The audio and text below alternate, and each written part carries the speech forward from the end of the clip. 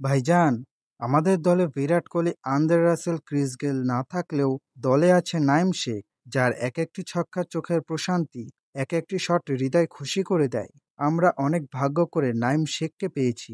নাইম শেখের ব্যাটিং দেখে Andre Russell পর্যন্ত বলেন, আমি যেদিন থেকে নাইম শেখের ব্যাটিং দেখেছি সেদিন থেকেই তার ভক্ত হয়ে গেছি। তার পাওয়ার হিটিং আমার অনুপ্রেরণা। আমি ব্যাটিং করার আগে তার থেকে টিপস নিই। এবি ডিভিলিয়ার্স পর্যন্ত মুগ্ধ হয়েছে আমাদের নাইম শেখের ব্যাটিং দেখে। ডিভিলিয়ার্স বলেন, আমি ৩৬০ ডিগ্রি ব্যাটার, কিন্তু নাইম শেখ ৭২০ ডিগ্রি ব্যাটার। তার থেকে আমার অনেক কিছু শেখার আছে। বিশ্বের বড় বড় লেজেন্ড নাইম শেখের ব্যাটিং দেখে নিজের অনুপ্রেরণা খুঁজে পান। নিজেকে মোটিভেট করে বলেন, নাইম শেখ এমন পাওয়ার হিটিং নিয়েও বাংলাদেশ দলে থাকলে আমরা কেন সফল হব না। পাওয়ার হিটিংয়ের নতুন নতুন স্কিল প্রতিনিয়ত দেখিয়ে যাচ্ছেন আমাদের নাইম শেখ। তার পাওয়ার হিটিংয়ের জন্য বিশ্বে বাংলাদেশ ক্রিকেট দলের সুনাম বাড়ছে। র্যাঙ্কিংয়ে টাইগারদের নাম্বারও বাড়ছে।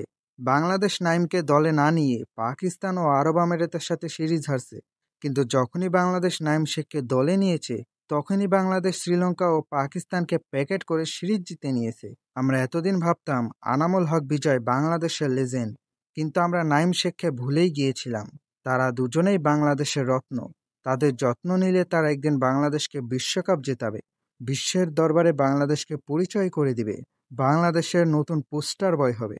তাই আমরা নাইম শেখের অবদান সবসময় মনে রাখব আর নিজেদের মোটিভেট করব। যে কোনো ফুটওয়ার্ক স্কিল না থাকার পরও নাইম জাতীয় দলে চান্স পায়, ২ বছর পরে কামব্যাক দেয়, তাহলে আমরা কেন সফল হব না? আমরা কেন কামব্যাক দেব না?